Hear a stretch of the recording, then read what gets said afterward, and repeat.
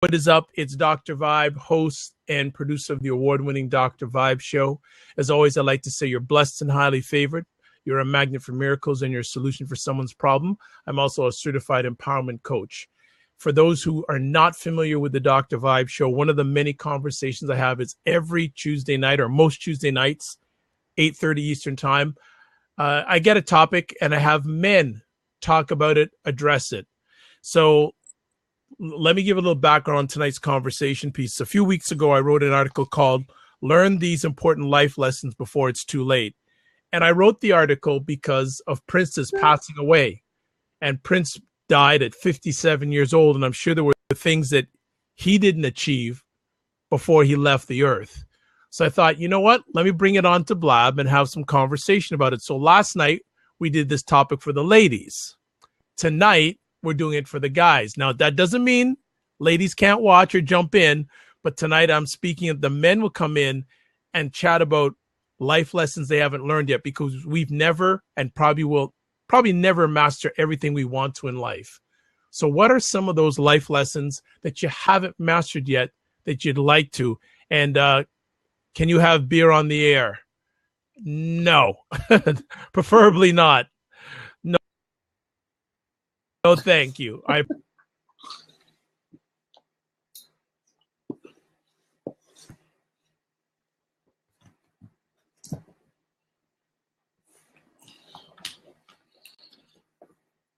Where's Dr. Vibe at? Oh my goodness.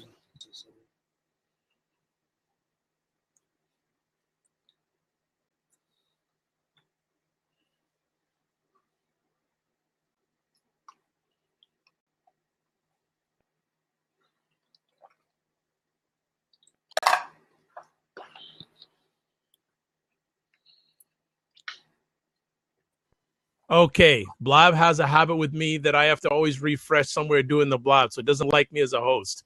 That's okay. We're back. It's all good.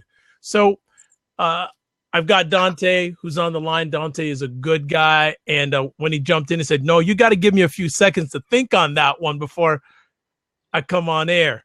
So Dante, how you doing, by the way? Doing fine. Good. Before we get into our conversation, other people can jump in. Tell us a little bit about yourself, because I know what you do, but the people who are watching probably haven't met you before.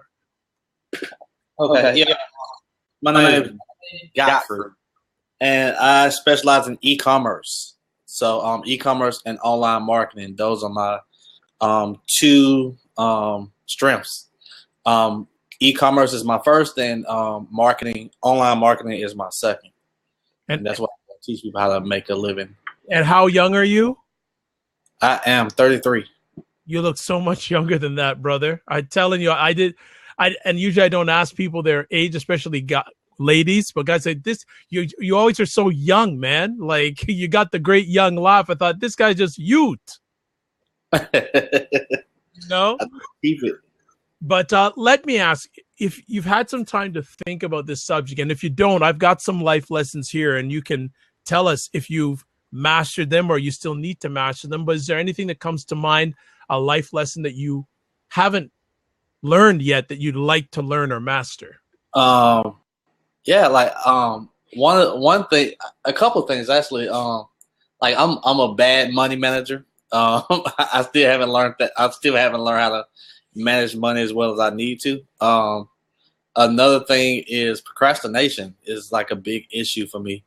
I tend to get comfortable a lot, you know, and I haven't mastered not like it's okay to be comfortable, but it's a time and a place for everything, and so I get too comfortable as far as pushing the limit, and then I go into grind mode or whatever mode at that point. So okay, those are two good ones, and I want to go in reverse order first in regards to the so I like time. Is time management part of that too? No, it's not. It's not time management. It's just like I'll do it later type deal. Like it's not once I get going, the time management and everything is already in order. The planning, I can do all of that. It's just getting started. Is like the hardest part for me. So, and it's probably a challenge that many of us have, and I have it too, is the procrastination piece. Now, is it because you've got too many things on the go? Is an issue? What do you mean? Well, for procrastination, some people procrastinate because they've got too many other things to do and they don't find time to get that thing done. No. Even if I have one thing to do or two things to do, I'll just always do it later. Like, I don't know what it is. Something like I'll do it later. Like it's not a big issue at that point. But when I see like a couple, let's say if it's a deadline that has to be done by Friday and today is Tuesday, like I will try to do it Wednesday night versus doing it Monday or Tuesday, finishing. So that's like the worst for me. Well, and it's interesting. I was just thinking about relatability of myself. I have a lot of things to get done by Thursday, and it was a long weekend, and I sort of took a little bit of downtime, and I'm just going to have to find a way because some of these are time sensitive, and I always love the word deadline, especially the first part, deadline.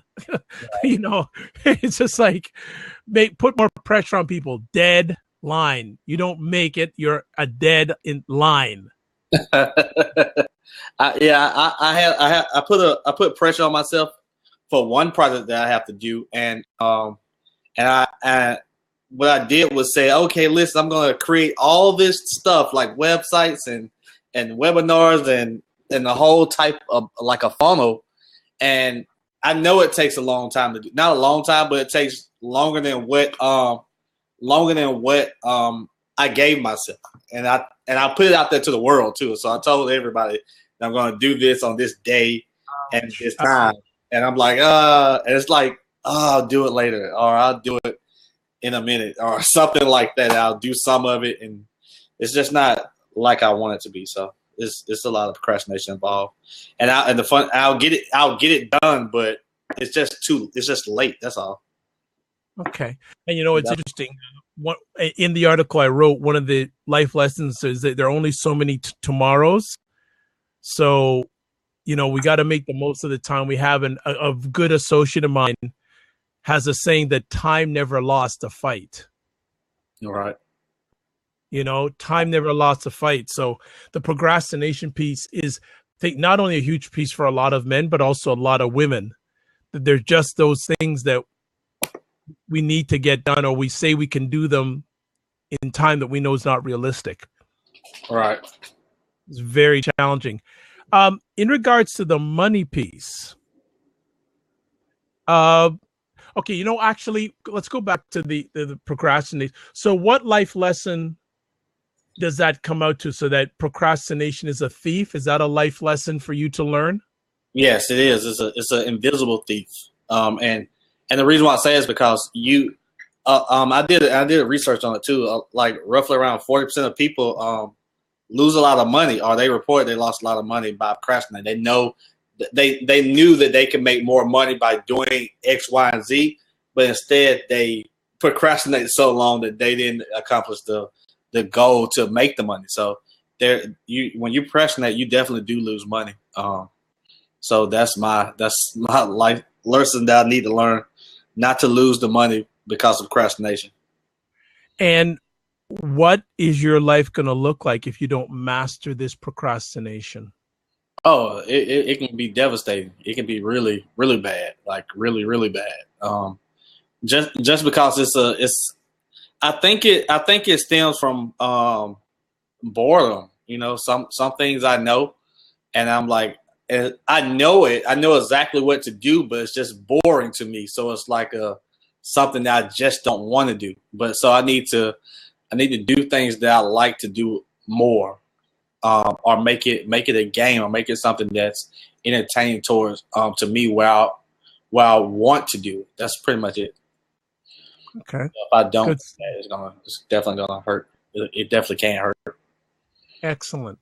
So let's move on to the mastering of money piece. So you don't have to be you can be as honest as you want to be, but where is that life lesson right now? How does it stand right now? It's still in the works. Like I've been blessed to have money, so I don't look at it as like I do what I want to do, even though I know I shouldn't do that. That's the whole thing. And you take a lot of losses in those. You take a lot of losses because you can take losses. But what if it was a point where I can't take a loss? You know, if the money gets low and I can't take a loss, then that becomes that's an issue to me. So I want to catch it before it even gets to that point, because I've lost a lot of money just even going to Las Vegas, whether it's Forex, losing 50,000, 100,000 in Forex, stuff like that. Wow. So I need to learn how to manage money better. And what things are you going to put in place or looking to put in place to master that life lesson? Now I put a savings account where I don't have access to it, like a card access to it. And also when I go, and I'm using Chase, so I do everything online. So when I go into my account, I see all my accounts, but the savings account I don't see because I hid it. That's the feature they have. So when I go in there, I can just see everything, but the savings account I don't see, it's just hidden. So that's like the rainy day type deal. So I will just go in every time I get paid, I'll put something in there, and then and if I don't see it, I forget about it anyway. So that's something that definitely helps. That is excellent, man. That's a good way to learn that life lesson. Just put it away and you can't see it. That's excellent. I'm proud of you. That's good stuff. So that's one thing that I'm doing right now. Another thing is just not living when people tend to get money, or even if you come up on something, you tend to buy more or do more. That doesn't mean you should do more, right? It doesn't. Like, one thing that I've learned is whatever. It doesn't matter if you make $100,000, $1 million a year, a month, whatever. Your bill should never change. Like your rent, you might get a bigger house, but it still correlates to the percentage of income you have, if that makes sense. So if I'm making $100,000, I should be spending like 2% on my like 2 or 3% of my money on a house and rent and bills and things like that. My cell phone bill is not going to change much, and so I should live within percentages, not how much money I have, if that makes sense. So that's what I'm learning now, looking at the percentages, not the actual cash, because you can live. If you're a millionaire, you live in their percentages, you're gonna live good anyway, because you can just you can spend a higher percentage or a lower percentage of money because you have more. Same thing if you have $50,000 a year, you live within a percentage of that, then you're okay. You're still gonna live all right, and you can actually progress instead of losing money and digress for the year. You waste the whole year. Well, I've been joined on the conversation with two great people.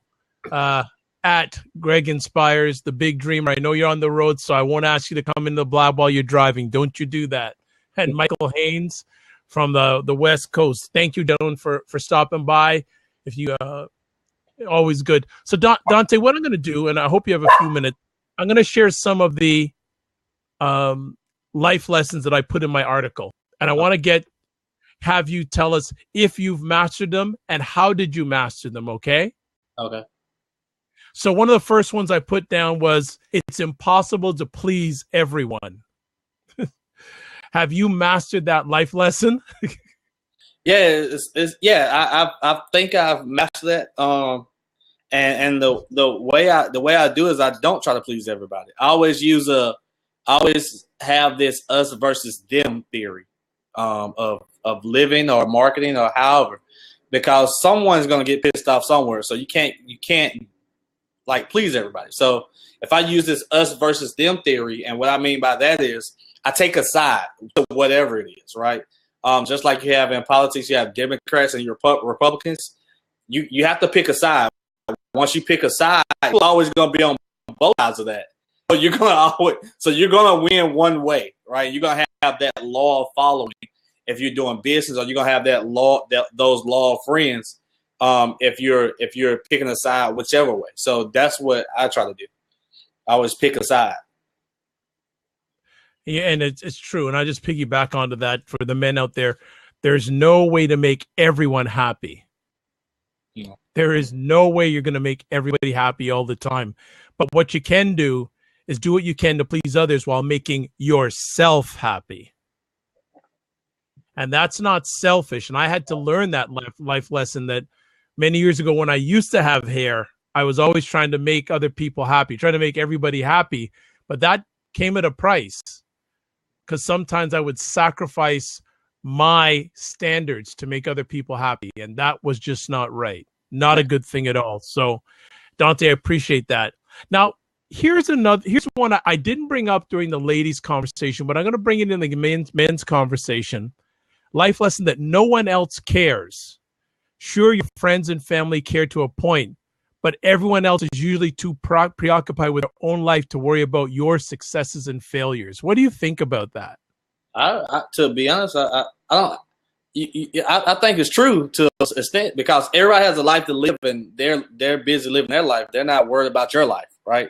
So, and I think you have to be secure within yourself to understand that, and that's something that I had to learn the hard way because I was like, nobody cares about my success. I want this X, Y, and Z. I need people to help me do things. I need people to help me do this, right?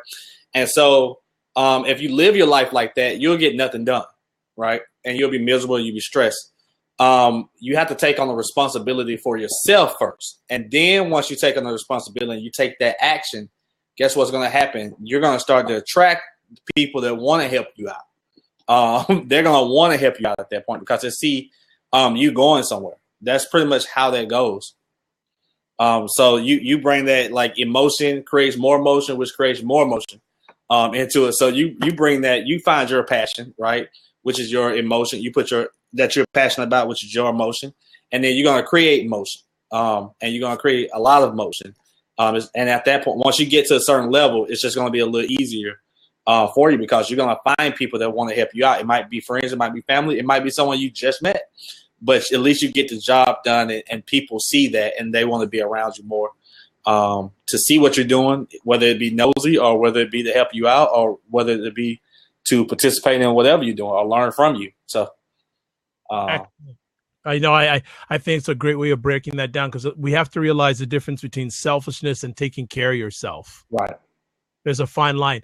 Michael C. Muse, thank you so much for stopping by. If you want to come on into the conversation, would love to have you. What I'm doing is, excuse me, so running through some points on an article I wrote a little while back called Learn These Important Life Lessons Before It's Too Late. So if you want to jump in, Michael, there is a seat open. We can get your input on it. So number 3, and even though you're 33, Dante, you may relate to this. The older you become, the more important your health is to you. And I got Michael coming in. Let me just, it's a good time for him to come on in. The older you become, the more important your health is to you. Michael, you are always dressed so sharp. What is going on? As usual, Dr. Vi, I appreciate you, first of all, for letting me take a seat. But definitely, I'll have a show Tuesday nights myself, so just getting prepared. I know that. Yes, I know absolutely. That. What time are you on tonight? 9? Yeah, 9 o'clock. So I'm on in the next few minutes. Okay, so we'll get you in real right quick about this life lesson. Have you mastered this life lesson? The older you become, the more important your health will be to you. Have you mastered that? I just mastered that, but it took facing death. It took having a heart attack, a seizure, and kidney failure all at the same time, and then 3 years later having another seizure, which almost took me out here.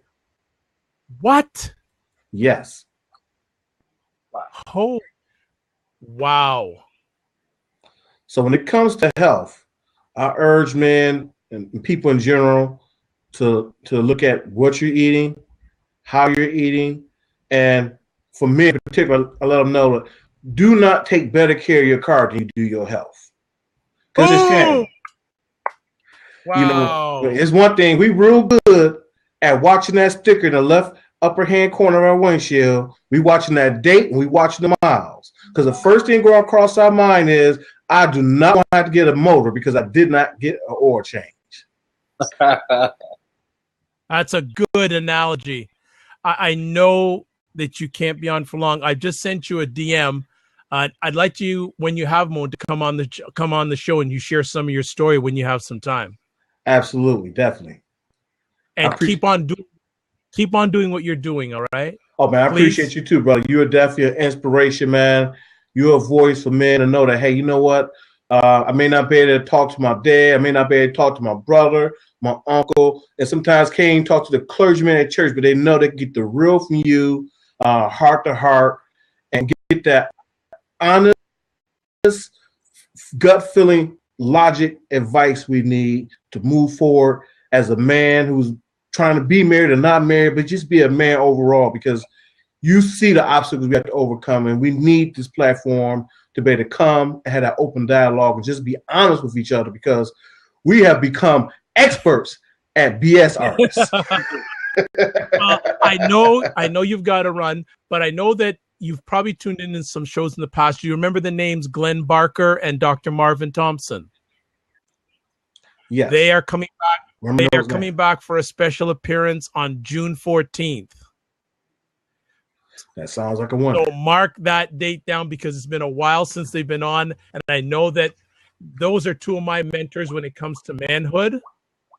And I'm just, I just confirmed them being on today, and I'm just waiting for them to bring a topic. Let's put it this way: when they come on, I don't say much. I just let them go. I just let them go. Absolutely. I know you got a show. So I'm gonna let you run. Gotta go. No problem. Thanks for making the conversation better, my mother. Take care. Appreciate you, man. You too. God bless you. I got you. All right. That was a nice interruption, because you were laughing about the older you become, the more your health will be to you. Yeah, I'm in a health MLM, so it's kind of crazy right now. So I'm already doing that right now because I make money off of it. So that's what I'm doing right now. So, are you at the point in your journey as a man that you are in any way concerned about your health? No. Okay. No. And just out of curiosity, do any health challenges run through either your mother or father's side of the family? My mom had sickle cell. I have the trait. So the only thing I have to worry about is if I have kids, the woman can't have the trait either, because if both of us have the trait, the kid is a high percentage, like 80-90% that they would have sickle cell. So I don't want them to go through that at all. So that's the only thing. I'm just going to add on to the point, because I know the two other gentlemen who are watching this now who are a little bit older than you. In regards to the health issue, most of us only concern about our health when it's failing. After you develop a few aches and pains that never go away, you start to realize that your body will eventually fail you. And I know, Dante, you're 33, but I'm speaking you're going to live to 100. But as you get closer to that 100, some of your body is not going to live up to snuff. Let's put it that way. Right. All right. Oh, Big Dreamer's going to come on. Watch out. Hey, Alicia. Come on in, as always. Come on in. We've got some people joining in the conversation. So take a seat. I'm only through number 3 of Biz Chicks. Thank you so much for coming on. Thanks for supporting. Well, they were in and out quick. I don't know if I'm going to wait for Greg to come on or Mr. Boza to come on, but let's go on to the so what I'm encouraging. Oh, here we go. Have you met the Big Dreamer, Dante? I think I have. I'm not sure. Yeah, I think I have. Okay. I think I have. I can't hear you. How's the connection, guys? Okay, now we can hear you. Yeah. Can you hear me now? Right. Give me 1 second. Yes. But how we doing, Big Dreamer? Man, I'm living the dream. Just got done speaking. Oh, congratulations. How'd it go? It went well, man. I got a standing ovation. They loved what I said. A woman said that I touched her heart. You know, she almost cried. And I told the story how, you know, I couldn't speak. You didn't ask my wife to marry me. And I said, thank you. I said, because that's what I want. I said, if I leave here and you tell me I wasn't impressed by that guy, I'll sleep softly. But if you tell me after I leave, this guy did not inspire me, then I won't sleep. And she said, you inspired me a bunch, Big Dreamer. I said, that's all I'm after. Nice. And most importantly, how's the family doing? Can you hear me? Yeah, I can hear you. Go ahead. Yeah, I'm just asking, how's your family doing? Good? They're doing good. I'm heading home. My wife and my nieces are setting up my drive-in movie screen I built for my niece and nephews, and we're going to sit out and watch movies all night tonight. Excellent. Well, I don't want to take up too much of your time. I'm always appreciative when you have time to stop by. Just want to know, is there a life lesson that you haven't learned yet, or was there a life lesson in your journey that was hard for you to learn that you've now overcome? Well, the thing I had to overcome big time with my 14 siblings is I'm not going to save the world, and the only thing I got to make happy is myself. Because if I can't make myself happy, then everyone else is going to die. Just like they said, when you're in an airplane, they tell you if the oxygen mask comes down, put it on. Don't worry about your kids or your wife or grandma or grandpa, because if you don't put it on, they're all going to die. So I told myself years ago when I used to buy, you know my story, I bought my brother and sisters homes, bought them cars, tried to get them in rehab. I've spent over $1.5 million on just trying to get the rehab done. And I finally realized not everybody in the Titanic that's sinking wants to take your hand. Only people who you can rescue are those who reach out their hand and say, I want to be helped. So I've learned that to take care of myself, to make myself happy, not no one else. Because when you try to chase 3 rabbits, you get none of them. True. Was that especially difficult because it involved siblings? Was that a hard one to overcome? Say it again, Dr. Vibe. I'm sorry. I just saying, was that a hard life lesson because it involved your siblings? Was that what made it difficult? Oh, it was very hard because I took care of them for almost 15 years. Wow. It was very hard. Very hard. What was the moment that you said, you know what, it stops here? Was there a moment or event that made you say it stops here? When my 15th sibling, the one who had a baby at 12 years old that I've now raised, they're now 15 and 13.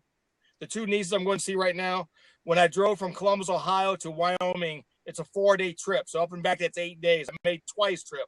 I bought them a house, paid for it, and said, all I want you to do is let me put you in rehab. Let me get your GED. Let me put you in community college and go to Ohio State. She didn't have to do anything. Well, all she wanted was money, money, money. Finally, I had to kick her out because she had all of her druggy friends living in there. And she called me an SOB. And one of my friends says, Greg, would you rather be an SOB with your money or an SOB without your money? So right there, I said, you know what? I can't help her. I gave her everything in the world that most people would need or want, and she didn't take advantage of it. So that's when my wife looked at me and said, I've known you since the 4th grade. I've been married to you for 28 years. I've been telling you for years, stop taking care of them.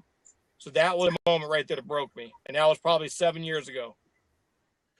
Good stuff. Dante, I'm just getting as much of Greg as I can because I want him to get back to his family. So Big Dreamer, when you share with especially young people, do you hear common life lessons that they're asking your input on, or situations or knowledge? Yeah. You want you to share? Yeah. You know, like when I go to speak, it's the same situation here. I'm usually the only white dude in the high school that I go to. You know, I'm speaking to Florida A&M soon, which is a predominantly all black school. So I hear the same situations that I went through, the same questions that I used to ask people or wonder about, I'm hearing now. It's just they have more problems with like the social media stuff that we didn't have in the 80s. So they're asking me questions about like that, how do they overcome stuff like that? And my answer is very simple. You know, I'm a very simple dude. I say turn it off. Turn it off. If you're being bullied on social media, turn it off. It's simple. So yeah, I hear the same thing. What does that tell you when you're hearing the same questions today that you were going through 20, 30 years ago? What does that tell you about where we're at in society? It's 6 degrees of separation, bro. We're all the same. Whether you go to another, listen, when you go to England and you see that it's not just the poor white or the young black men that are not taking care of their babies or being fatherless, and you see these white guys doing the same thing, you know it's a universal thing. It's a universal thing. Everywhere. There's hatred everywhere. There's crime everywhere. There's poverty everywhere. But the kids today are hit with more things than we ever thought about 25, 30 years ago. Mm. Do you ever get the opportunity to speak to men's groups only? Yes, when I go into prison, my second oldest brother, longest death row inmate in America. When I go to speak to those men there, I speak to them all the time, and it's the same thing. What I hear, if they wish they had a brother like me, they wish they had a dad like me who would hug them. Listen, my brother we see once a year. He gets out an hour a day. We see him once a year. When I see these big men, like my brother is 6'4", 290 pounds with 3% body fat. When I see men like him, and they break down, when I give my brother a hug, my brother is 65 years old, never told me he loved me. No one ever told me they loved me. My mother told me when she died on her deathbed, and my brother at 63 years old 2 years ago looked at me. This big man with a swastika on his head, and he has body parts all over him. He looked at me and he says, I won't use the language he did, but he slammed his hands down. He's shackled all the time he's there. And he slammed his hands down. He says, I want you to understand this. He said, I love you. I love you. My brother never said that to anybody. He killed 10 people. He cared nothing about people. So he told me that the first time. When I hear these men say, man, I wish my dad would have just hugged me. I wish he would have just hugged me. I wish my mom would have told me she loved me. Because listen, the men are bad. When I see my male friends and they kiss their girls on the forehead, love them, and say, I love you, and then their boys, what do? They hit them upside the head. And I say, what is that? And they say, Greg, I'm just telling my boy I love him. That's not telling him you love him. Grab him by the face and say, son, I love you. Say, I love you. That's a masculine thing right there. That's a masculine thing. But most men won't do. They don't do it. It's better now, but most men don't do it. When I speak to men in prison, that's what they tell me. Wow. So what life lesson would you like to share about men and love to our audience? Man, just share love. Whether I'm spending time with Warren Buffett, Fred DeLuca, any billionaire, someone in prison, young high school, college athletes, it's all the same thing. All the basic need of all human beings is acceptance and love. Acceptance and love. I don't believe there's no bad kids. I don't, because when I speak to some of the worst criminals in America, like my brother and other people, and I go into some of the roughest high schools in the country, they all want the same thing. Why is it I can talk to a kid who's been in juvenile detention center 8 times before he's 19 years old, and he'll sit down and talk to him, and before I leave there, he'll give me the fist bump, a big hug, and they said he never did that because I speak to him with love. We have to teach our young men it's not about being hard, because when I hear kids say they want to be hard, I show them a picture of my brother, and I show pictures of what he did to 10 people. I said, that's hard. That's hard right there. You ain't hard. You ain't hard because you went and stole a car, really? My brother took a dude's eye out in front of people in a shopping mall. Cool. That's not, these young men out there, they ain't hard. They ain't hard at all. So I tell them, you got love in you. There ain't nothing wrong. Listen, they always talk about people trying to, turn men into women, right? Listen, there's nothing wrong with seeing there's a couple that I know, very good, great friends of mine. And their son will always kiss their sister on the forehead when they leave. Say, I love you. And one of my other friends says, dude, man, that dude's going to be gay. I said, what are you talking about? Look, he said, no boy kisses their sister on the forehead. I said, what the heck are you talking about? He was raised to love his sister, right? He was raised to love his sister. So how's he going to treat a woman when he gets married? I said, I bet he's going to do better than you. Oh, and by the way, the dude who was telling me that was on his 3rd marriage. Wow. So that's the takeaway. Wow. I always tell young men, old men, it's all about love, man. It's all about love. And listen, just because you're married for 50 years don't mean you're in love. Right? True. Because I met a lot of couples who've been married 50, 60 years, and they should have been divorced 35, 40 years ago. So man, love is what makes the world go round, man. I don't care who you are. Absolutely. Well, I don't want to keep you from driving back home, eh? I'm ready to go home and get some marshmallows, man. Okay, well, go do it, man. I want you to get back to your family. I don't want to take up any family time. I appreciate any time you come in to share, but I want you to get home safe to the family. That's more important than being on the show. That's right, family. You know my family life. Family is everything with me, brother. And you are now my family. You are now part of my family, bro. Humbled. You're part of my family. Humbled. So, Dante, Get home, man. Dante, I'm sorry to get to meet you, brother. No problem. No problem. I'm pretty sure I'll meet you again. I'm sure You will. I'm sure we'll connect, man. I'm sure we will connect. Right. And Dr. Vibe, I learned I earned a fourth spot today on Sirius XM Radio. So my book comes out now. I have four national things going on. So the pressure's on me now. It's happening. You know, That's why I'm next stop is Steve Harvey. So the pressure's getting on me. I hope I can perform, man. I hope I can perform. You'll be fine. I'm the big dreamer. You are. You are. All right, buddy. I'm gonna let you run. We'll chat tomorrow, brother. Be well. That is good stuff, man. He's really good stuff. If people are not following him, please make sure you follow him. It's at Greg Inspires. Incredible story, and he's treats me like family, which I'm really humbled about. So sorry, Dante, to interrupt that, but I thought I thought you'd enjoy what he had to share also. Yeah, I get to learn. I don't want to talk about that. I want to learn. Well, and there's a point right there. Have you learned the life lesson of do more listening than talking? Yeah. And it depends. I'm not gonna say that. It depends. It depends on what room I'm in. Because sometimes expand on that. Because sometimes being quiet can hurt more than help. So depends on what type of room I'm in. If I'm in a room where, let's say, for instance, I do know more than everybody in the room, or the masses, or the majority of everybody in the room, then yeah, of course I'm gonna speak.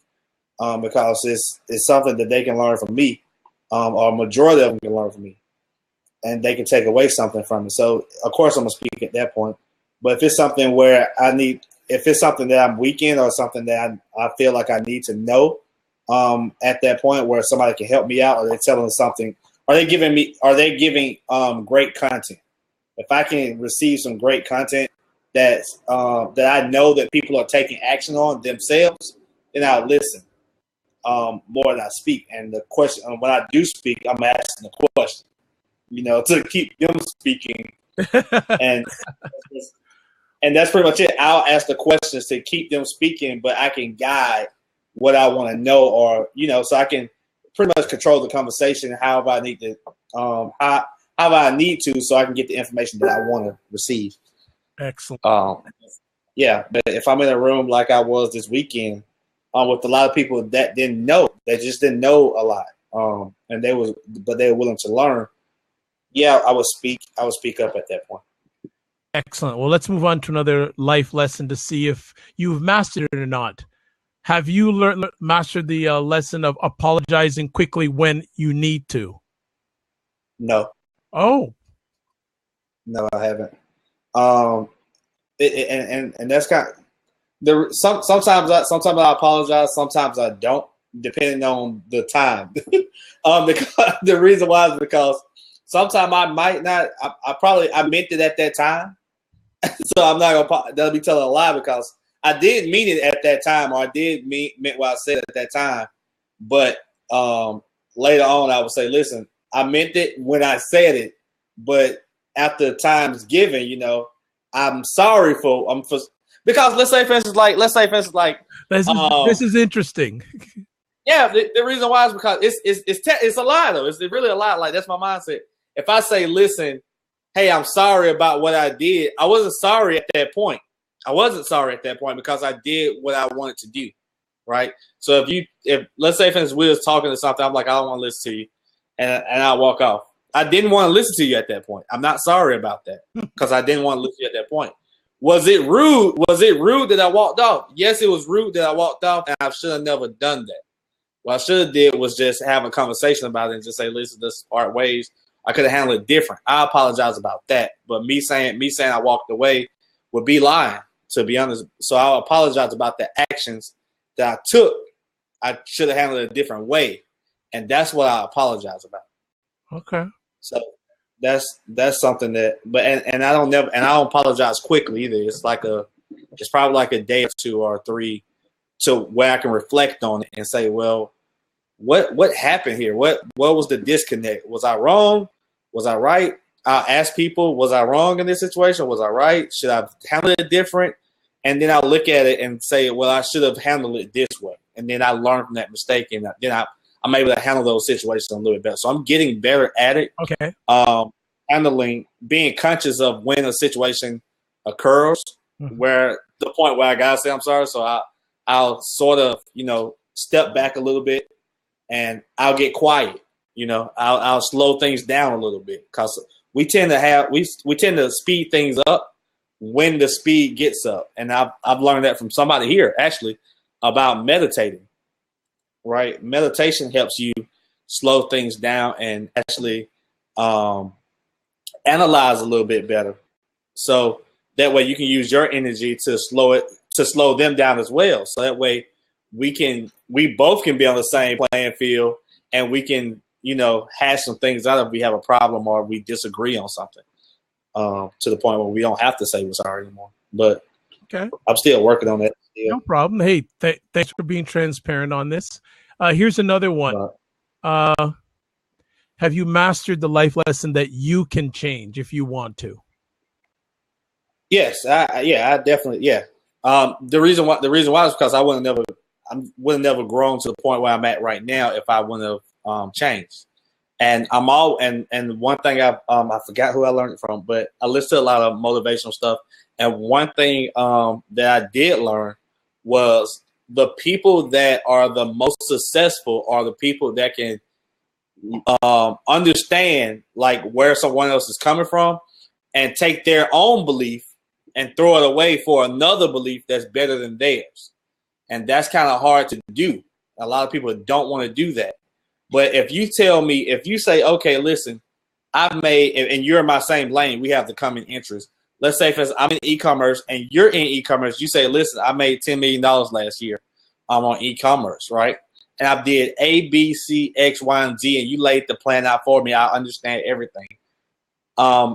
Majority of people would say, well, I did good because I made $2 million, right? I'm okay. I'm just growing.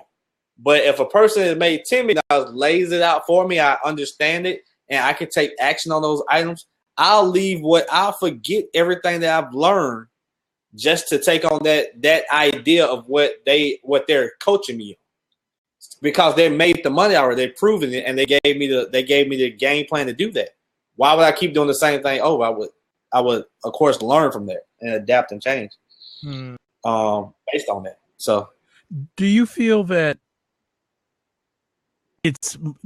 most of the men that you know are adaptable to change? No. Why not? Why do you feel they're not? Because they haven't changed. And they haven't changed, and they haven't changed their mindset. And I think the older you get with the same mindset, the worse it gets for you to change. So, like when you change your mindset, you gotta understand that you're a baby now. You are an infant again. You're growing over it. You're not grown anymore in that area, and you have to learn from people. So you have to eat baby food, right? You have to eat like small, different motivational tapes. You have to read smaller motivational books, leadership books to get your mind right and work up to different type of leadership books and different caliber of leaders in the industry that you're in, so you can grow. And a lot of people don't. The people that I know don't want to do that, and they just don't have the vision to do it. They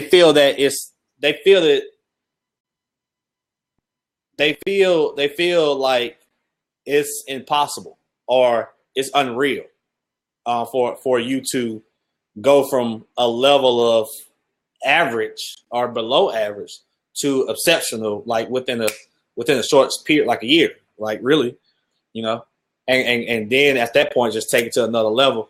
They feel that it's so hard to do that. And that's a big thing that I see with a lot of my friends. Like I tell them all the time, I show them. It's not like it's not like we start off together, but we're not together anymore. That doesn't mean I can't hang around you. That doesn't mean I can't live like I live a pretty average life, but I show you how to do things and they still don't want to do it, or they procrastinate, or, they make excuses. I don't even think it's procrastinate. They just make excuses, a lot of excuses, and excuses lead to failure. And then that pushes people away that really want to help you because you make too many excuses. So I love that thought process you just gave there. Excuses lead to failure. I know that that's something that the big dreamer would fully agree with, that excuses lead to failure. I hear that. I hear that. Let me get another one, maybe another one or two for you. Okay. Here's another life lesson. I want to know if you've learned this. You'll regret the things you didn't do more than the things that you did. You regret the things that you didn't. Yeah, you definitely will regret the things that you didn't do more than you did. Because, and I was same thing again, like majority of people, a group of people were asked even on their dying bed, like, what are the things they wish they've done, right? And it's a lot of regret on your deathbed, right? It's a lot of regret, and they feel like they should have done that. So I always have that mentality. If I'm on my deathbed, I don't want to have any regrets. Or I want to try to do everything that I can do to the fullest. I just want to do it. Like, it don't matter what time frame it's in, but I just want to do it. Like, if I can complete it, I'm okay with it, right? If I have a chance to do something, I'm gonna take the chance, right? And that can be a two-edged sword, like me, safe as like me doing Forex. I see the money, I know how to trade majority of the time, but if I take like that big chance, I lose. At least I took the chance, right? It's a chance that I can win. It's a chance I can lose. I just been losing lately, but that's the chance, right? I don't regret any of that. Right? I don't regret it because I took the chance, and I will always take chances. That's just how I live my life, by taking chances. Good stuff. So, Michael Haynes, how are you? Absolutely phenomenal. How are you, Dr. Bob? I am blessed, highly favored, a magnet for miracles and a solution for someone's problem. And good to have you in on the conversation. How are you, Dante? I'm doing fine, Mike. How's it going? You are looking incredible as always. Thank you. All right. So, Michael, question for you. Is there any life lessons that you haven't mastermind yet? Couple. Okay. I haven't mastered the regret factor. Okay. I find that I regret not doing things a lot. Well, what? Okay, so give an example of something that you regret that you haven't done. There are a lot of things I haven't done that I really regret. Okay. In business and in life. Could you give us an example?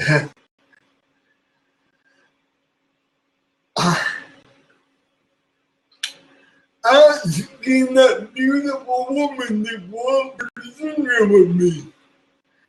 Well, there you go. There's a life lesson right there. You gotta ask. Some people are afraid to ask. Let me give you my reasoning. Okay. The fear of rejection. I hate the word no. I absolutely hate the word no. And if I don't ask the word, I will never know. There's the life lesson. There, you know what I say about that, and a lot of people don't like hearing the no. But this is what I tell people.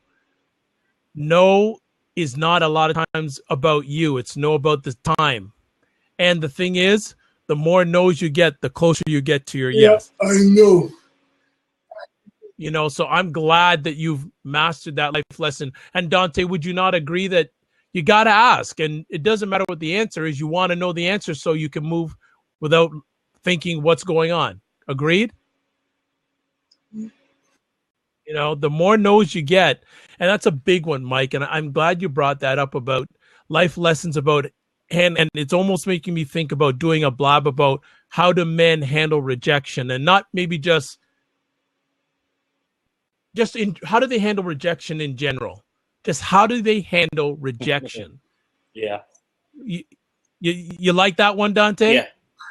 Because I used to I did door to door for 8 years, so of course I got more rejection than probably anybody on the blab before, you know, just because of the sheer volume of people I actually talked to over a period of like 8 years or whatever. So 7 to 8 years now. So rejection, it can, if you're not used to it or you're not immune to it, like doing door to door sales, it can stress you out and it can hurt your self esteem or self confidence.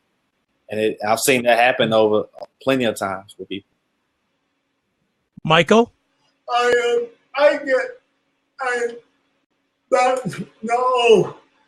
get rejected in business as well.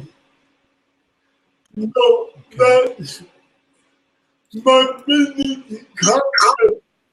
Sometimes are more advanced than a lot of people are willing to accept. And I agree. No, I agree. And Michael, you know what? I pride myself on being a very good listener. So I'm going to make this topic next Tuesday. Men, how do you handle rejection? And I'm going to credit you for bringing it to the platform, if you don't mind. I would love it. I Thank you. will be in the audience. Well, thank you so much. I'm going to start winding it down. So, Mike, I'm going to let you go. And just for everyone's knowledge, Michael's going to be on my platform one-on-one a week from tomorrow at 7 p.m. Eastern time. So if you want to hear the Michael D. Haynes story in full, you make sure you come to the Dr. Vibe Show a week from this Wednesday night at 7 p.m. Eastern time, because it's going to rock you.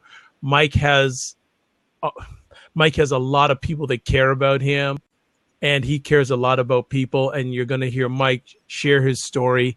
And I'm just speaking it that a lot of people will be there. If you're not there for live, watch it on the replay.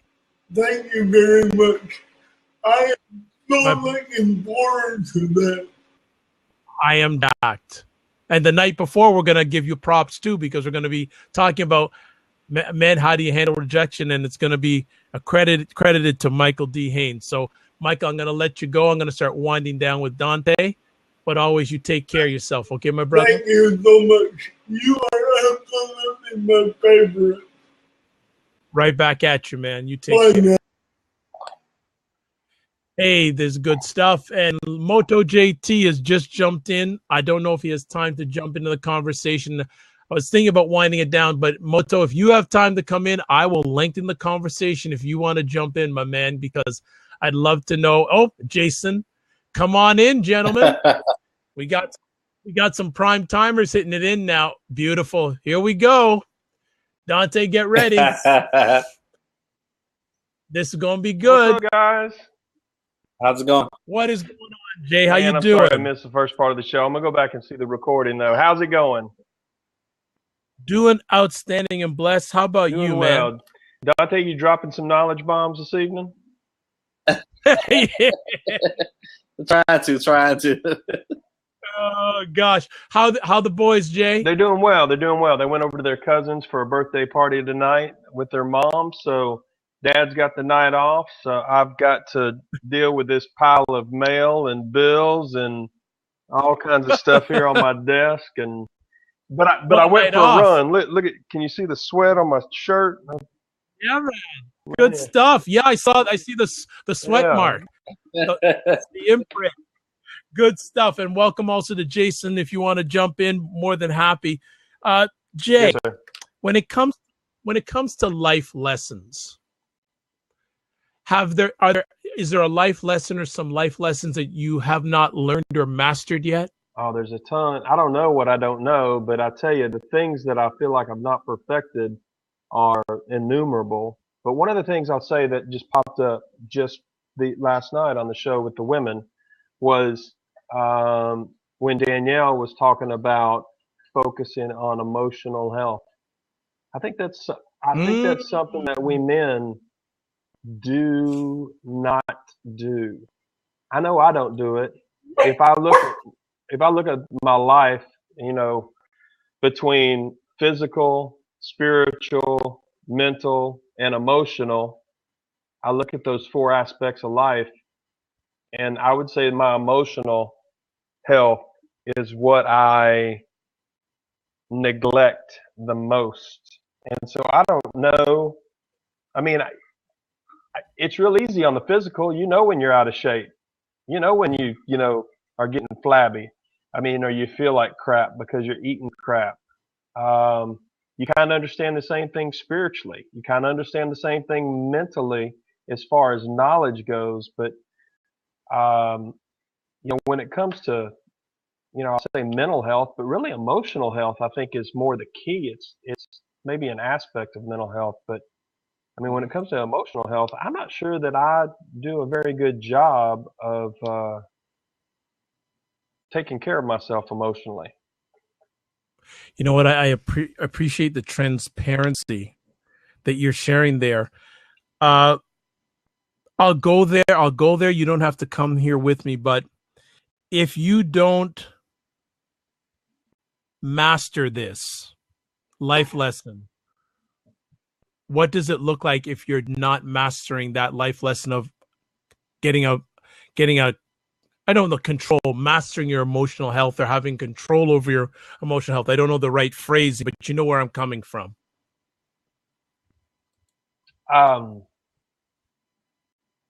There are aspects of, well, I mean, I guess the thing that I'm thinking of pointed directly is the fact that I have found almost every excuse to not be in a committed relationship with a female since I got divorced. Okay. And I think a lot of that has to do with not caring about my emotional health.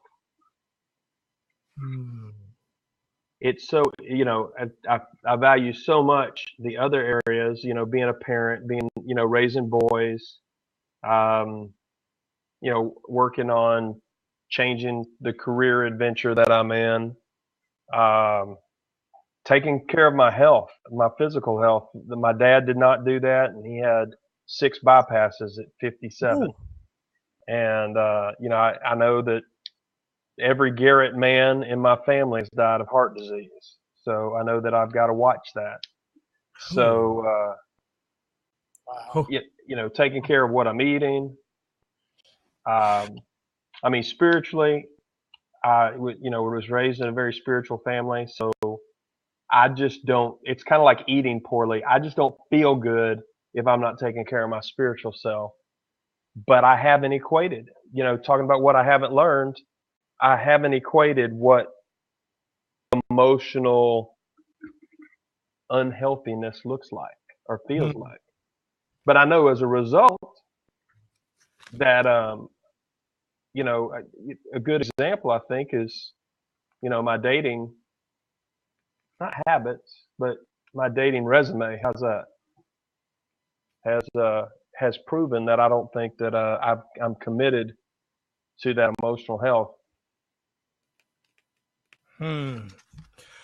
This is really making me think deep about doing a show about emotional intelligence. Mm-hmm. And I know there's someone in my network who's very good at talking about emotional intelligence. I'm going to see if she can come on and talk about that, because that's a whole other level. Like, emotional health for probably many men is like the black hole. I don't It's even a know black- what it, Yeah, I don't know what it looks like. I can't even define it. I mean, I know I can kind of see it. I kind of recognize that it's over there, but it's kind of like a black hole. You're right. I can't describe it. I just kind of, it's that over there. And the one time that I heard somebody speak about emotional intelligence, I was like, oh my gosh, that's like rocket science or microbiology or quantum physics. I was like, I don't know anything about that. Yeah. Okay. I'm writing that down. I'm going to see if I can get this lady. She's a certified emotional intelligence practicer, and she also certified coach, and she does a lot of coaching of men. So it'd be in her wheelhouse to talk about that. So after tonight's show is done, I'm going to give her a call and see if she can come on, because I think what you've expressed, not only from a personal standpoint, but I think a lot of men wouldn't speak that, but are feeling that. They don't know what it is. Yeah. Mm-hmm. You know, and for a lot of men, the easiest emotion is anger, which is not emotional intelligence. Right. In a lot of cases. So I really, that's. Well, one of the things that I noticed, when I used to do a lot of work with men and women that had recently gone through a divorce, and just not because I'm equipped or not because I was trained, but just because I was available, did I do that. But one of the things that I noticed was that we don't recognize, there's a lot of stuff that we don't recognize when it comes to emotional health and mental health. And, like I was explaining on physical, you see somebody that's overweight, you're like, you eat too much and you don't burn enough calories. Now, you may have a chemical imbalance or maybe an organ problem, but generally speaking, you're consuming more calories than you're expending. And we know that that's, if you're having heart problems, if you got cardiovascular problems, we know what to do. We can tell you have cardiovascular disease. Here's what you have to do to fix it. But we don't see that as easily when somebody's mentally unhealthy, or especially if somebody's emotionally unhealthy. I mean, it takes somebody to really engage with us. It takes a spouse. It takes a boyfriend or a girlfriend. It takes, parents for somebody, and they don't always know. I mean, you can tell some emotional immaturity because somebody's acting like they're a 3-year-old. But, I mean, without that huge chasm example, it's hard to identify. When I, Dante looks at me, or I look at Dante, and I can't tell what his emotional maturity is. I can't tell if he is an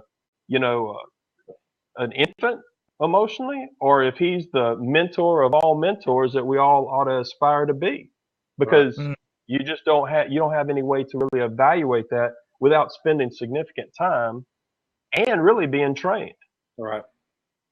Good stuff.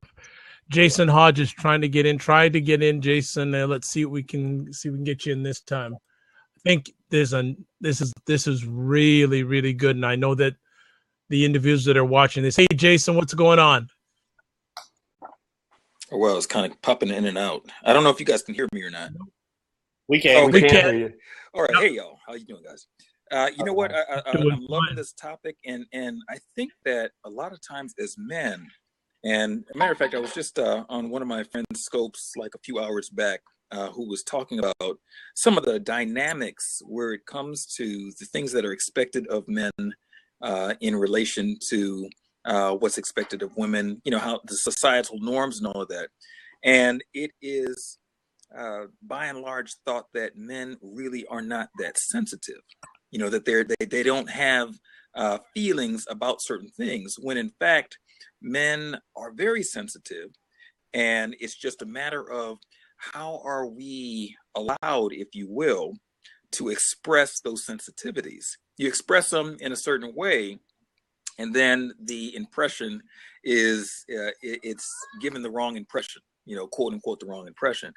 So I think that, what you're talking about there, Jay, is very important, that it is important that we do look at our emotional well-being.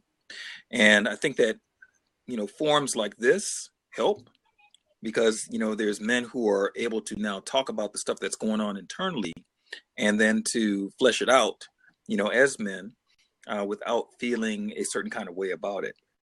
So, yeah. So these discussions, I thoroughly enjoy them, Dr. Vibe. I appreciate every time that you bring these type of topics up, because I think that the dialogue needs to be had so that more men can find freedom, in their being, if you will.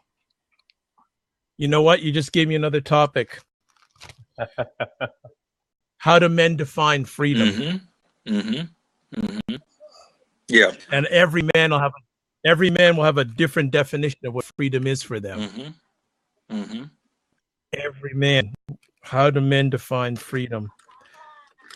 Yeah. So, Jason, while we have you here, is there a life lesson that you haven't mastered or learned yet that you want to? The life lesson that I have not yet mastered is, I don't want to say balance, it's harmony.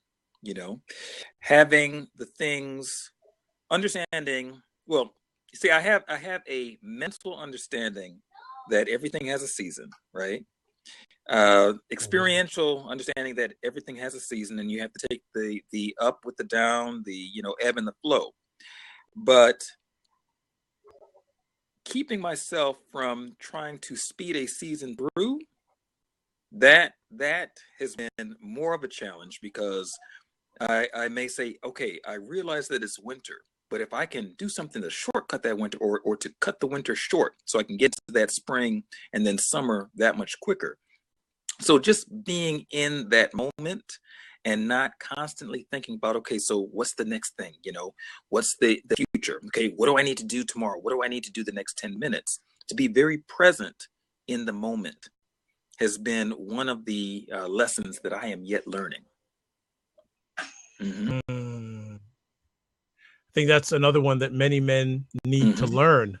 And going back to what you shared with earlier, we all know here that there are many men that are screaming and nothing's coming out. Absolutely. And I think that they scream in their homes, they scream on their jobs, they scream in their businesses, and nothing is coming out, And the sad thing is, a number of those men quit. And I don't mean they quit the whole game. They quit. I know exactly. Exactly. Yeah, exactly. Hey, exactly. I know not only friends and acquaintances that quit, but I'm tempted to quit myself.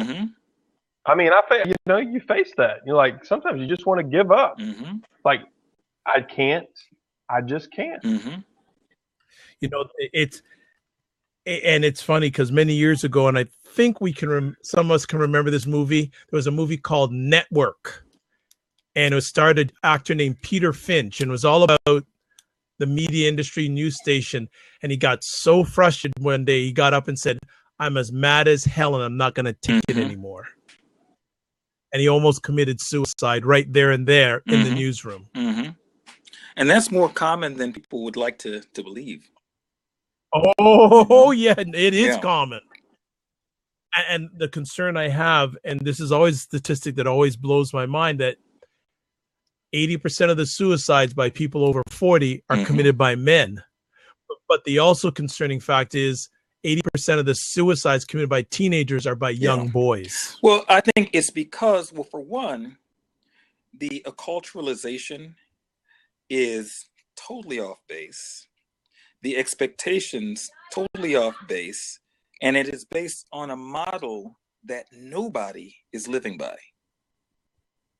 So there are standards that are set that everybody is expected to follow, that the standard makers themselves cannot and have not followed. And so then we have this measuring post that we're constantly comparing ourselves to, and we're falling short of it. And I think that that's why the dialogue needs to really get down to men and women. But since we're talking about men understanding who they are from a very core place, not from an outside definition of what society says that they are, right? But from understanding the purpose for which they were individually, like, what is our individual purpose here? And how are we stewarding that purpose, that vision? If we don't have the vision, then we need to understand, okay, how do we plug into our purpose to understand what the vision is? You know, if we do understand the vision, yes, go ahead. No, I just want to add to that about following what society is saying you're supposed to be. Another challenge with that, it changes every Absolutely. 6 months. It's like what is that book, Animal Farm? Yeah, exactly. every you know, like, I always find it interesting, the magazines like the Cosmopolitans of the world, who are writing their articles in there about men, but they're written by women.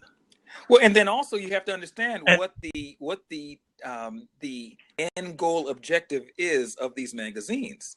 It is to sell stuff. Yes. It is to get people to buy things in order to become more, or to become that thing. And then they base their results on, okay, I bought this product, or I bought this training, or I went to this place, or whatever, in order to become this facade, this shell of this ideal of a person. And when they fall short, then there's the guilt, that shame of failing the process. Instead of understanding that everybody has their place, and the time that they get to their destination, it is an individual thing. It is not something that they can measure based on another man, another woman, another whatever out there to arrive. True. Jay, do you want to add to that anything that's been shared over the last few moments? Oh, what I really like is, the whole comparison deal, because that's what we are. We're competitive. Men are competitive by nature. And without an environment where we can share and we can be vulnerable to, to open up our thoughts and our ideas to, to having these discussions, we get caught up in that nature, that competitive nature. And that's, and that's what it drives us to, kill ourselves. I mean, it drives us, that competition. And I think, I'm constantly battling for my boys and trying to explain to them, what that competition looks like. Like, okay, so yesterday, my 19-year-old, he turns 20 next weekend. So we got finished. We were on the end of our 5-mile run, and we were walking to cool down. And we were having the discussion about sex, walking through the woods, talking about it. And he's been able to hold out and not have sex yet. But all of his friends, it's like, holding hands or kissing or hugging. I mean, it's just something, you just do it. And he's like, it really irritates me that when all my friends, they start talking about sex, they exclude me from the conversation, because since they know that I haven't had sex, they think that I'm uneducated, or they think that I don't know what I'm talking about. Like, my opinion, it has no validity. And that competitive nature, so we talked about that. I mean, I said, we talked about the beauty of why holding out can be, such a huge gift to himself and his wife. But, that competition, I mean, he's sensing it. He's on the front lines of that competition, and everybody's talking about it, and it hurts his feelings. And can I interject something real quick? I was at a training the other day, a lecture at my mom's school, and there's this Dr. Joy DeGruy, right? And she explained something that put so many things in a clear perspective for me. And she said a word that I had not heard prior to that, and the word was axiology. And axiology, and she broke down the different regions of the world, or different cultures, and how the axiology plays out. And how in some axiology it is object, the thing, you know, the attaining of the thing. Some axiology, it is the relationship. Some axiology, it is the group. Some axiology bends towards the Great Spirit, right? And then dependent upon that, determines how we engage or interact with one another. You know, so now Jay was talking about how the competition, that would move into the axiology where focuses on the object, the attaining of the object. And so when like his son is dealing with others who are now focusing on the object, and then he's getting that feeling of competition, like, oh my gosh, you know, here it is, I'm the one left out. If the conversation was taken from a different axiology, right, to understand that, okay, it's not the attaining of the object, but it is more that connection inside of the relationship. And I totally respect what you're saying, Jay, in relation to waiting until you're married. That's beautiful. So we have to understand now, when we go to speak to folks, we have to understand, well, where are you coming from? You know, what axiology are you circulating around? And then based on that, I know which conversation is going to be important to you, right? So that way I can speak to you as opposed to the ideal of you, right? Mm-hmm. It's very important. So I mean, I always think that the more things. Go ahead. Stuff. No, that's good stuff. Yeah. Keep on going. The more that we can educate ourselves on just how our psychologies work, the better equipped we are to have the conversations that actually penetrate to the core of what the actual issue is. Here it is. And Jay, I'll say this, that, you know, coming up, I remember that I used to work at the phone company. And at the phone company, you know, there were a group of folks in there, you know, from high school also, who used to have things to say about my, you know, maintaining my virginity until marriage, right? And one day we were all out at a restaurant. We're working a split shift. And on the split shift, one of my friends said to me, "So Jason, you still a virgin?" Ha, ha, ha, ha, ha, right? And everybody laughed. And I said, well, yeah, I am. I said, and consider this. At any time that I choose, I can be just like you. But you could never be just like me again. He never brought that up again, because he realized at that point, and the rest of them were like, oh, wow, kind of shut that conversation down. And so the reality of it was that the power of choice is one that if you understand that you hold that power, then you have the power. And everybody who is now being moved by everybody else's opinions, their thoughts, their definitions of what a man or what whoever, you know, should be, they are the ones who are owned by the other's interpretation of who they are. But when you are looked into who you are and you have a value system that you go by, and then you exercise that value system, what ends up happening is that you begin to, from a very, whatever age that you decide to do that, you become very owner, you know, or stewardship minded of your own being, right? You know, if that is helpful for your son, you know, let him know that his ability to exercise his power of choice is what separates him from the animals. It separates him from everybody else who is going by what everybody else's idea should be. Funny thing is that the minute that you break that value system of yourself and you end up in the pen with everybody else, you realize it is exactly that. It's a pen and nobody in there is happy. But they gave you the impression that, hey, it's great over here, you know, just join us. And then once you join, they're like, well, now you're just like us. So now you got to convince the other people to be like us as well. And that way, nobody shines that light on us to show that we are actually the ones in the wrong. We're not happy. So it's an interesting dynamic there.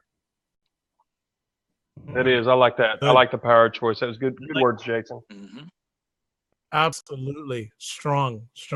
Man, you should come off of Periscope more often. I saw you on, bro. And I was like, oh, what's he talking about today? You know, and then I heard the conversation. I was like, okay, I got to jump in real quick. I got to jump off because I got a frittata that I got to put together. But no problem. Jason, good to see you again. You too, bro. Anytime. Keep it on, man. Thank you so much. All right. Good night. That was some good words for your son. Absolutely. I like that. That I think that a lot of us can learn from what Jason said there about the power of choice, that you keep your choice, because once you give it up, you can't go back. You can't go back. That was really good. That was really, really, really good. Just want to shout out to some people here. Nicholas Nidal, thank you. Hello, smile pretty lady. Tony Lewis. How did your broadcast go on the weekend, Tony? I would like to know. Spy Gadget Rentals. Haven't seen you for a bit. Good to have you here. And a returning visitor from last night, Kathy Crowley, 8.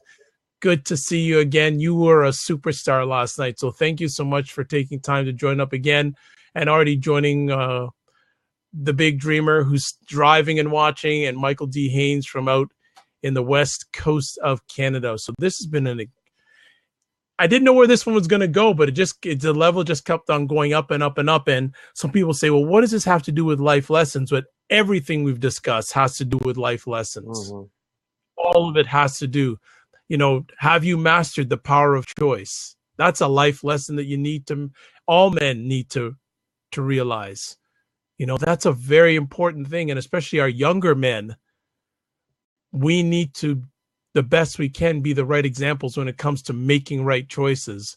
I know that Jay, I'm sure he has challenges making some right choices, but he thinks of his sons first and the legacy that those choices will leave in his sons. So I know that's a very important life lesson that we're never perfect at, but we just work on getting a little bit better each day.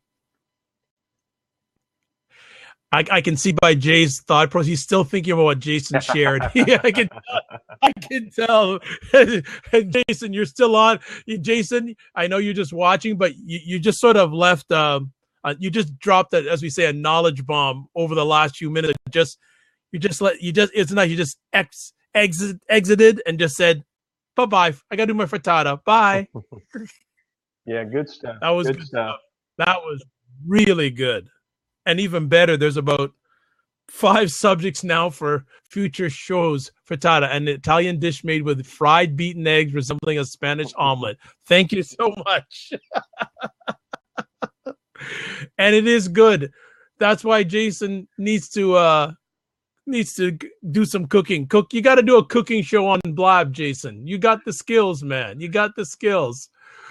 J-Man, you know what? I'm going to let you go take a shower, because I know what it's like being in a sweaty shirt. Yeah, it's reeking. It's reeking. I'm glad this is not a smell-o-vision here, right?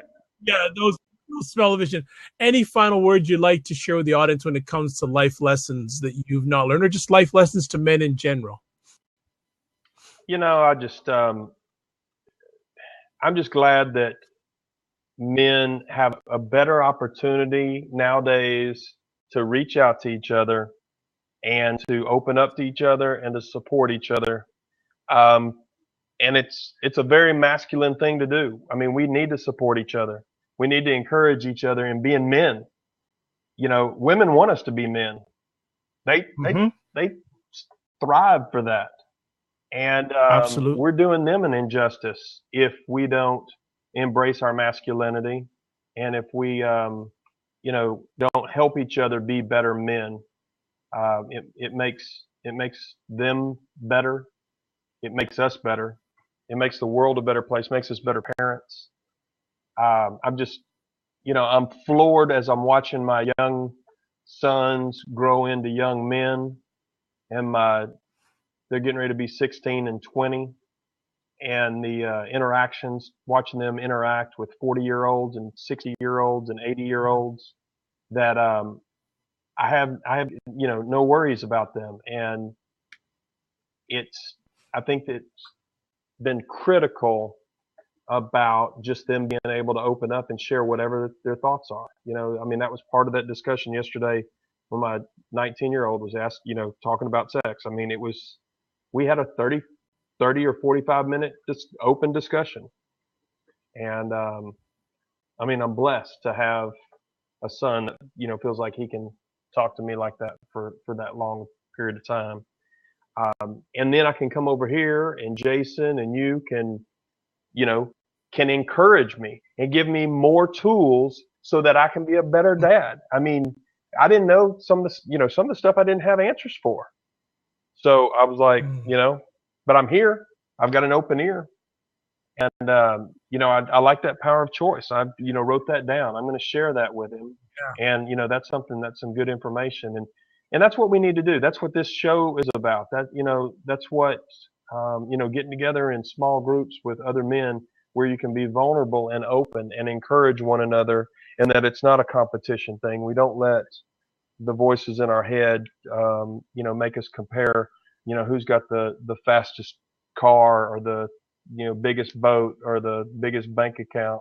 But it's like, who can be a man of character and who can lead other men to be better men and lead their families and be available to their wives and their girlfriends and their daughters and encourage them to be better women.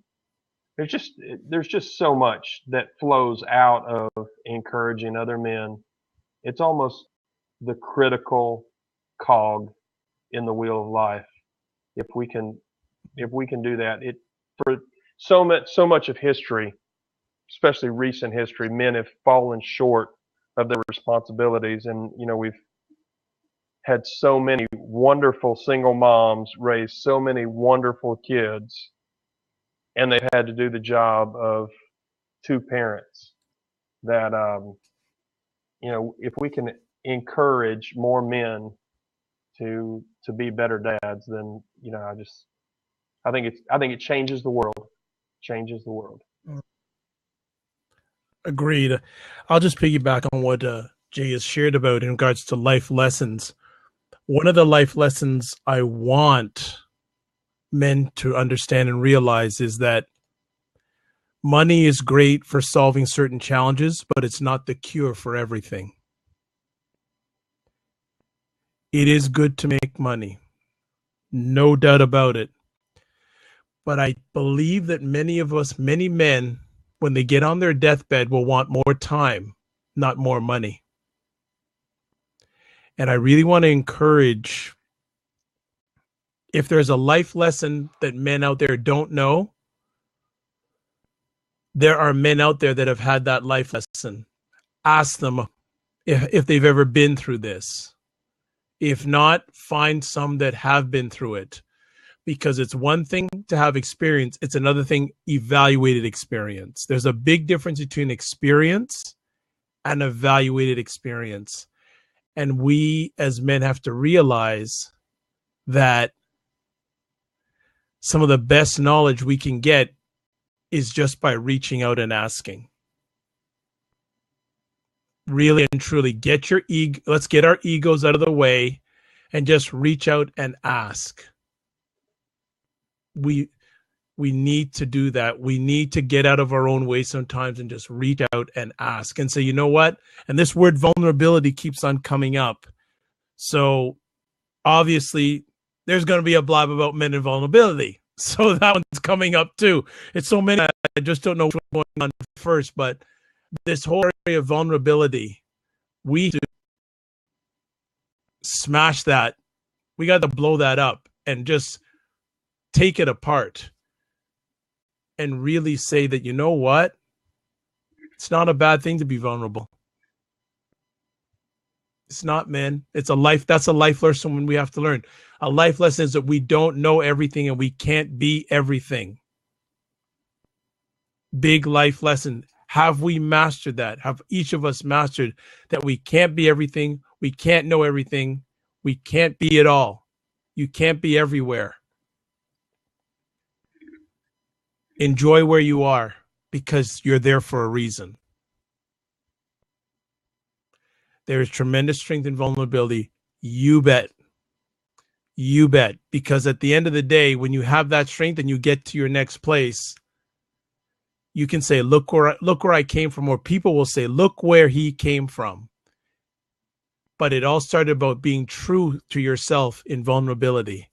And that's when the progress began to move forward. That's when you started impacting not only yourself, men, but other men, other women, other children, other people. So I'm rambling on a bit, so I'm going to stop it here because we're getting too much content for next few weeks.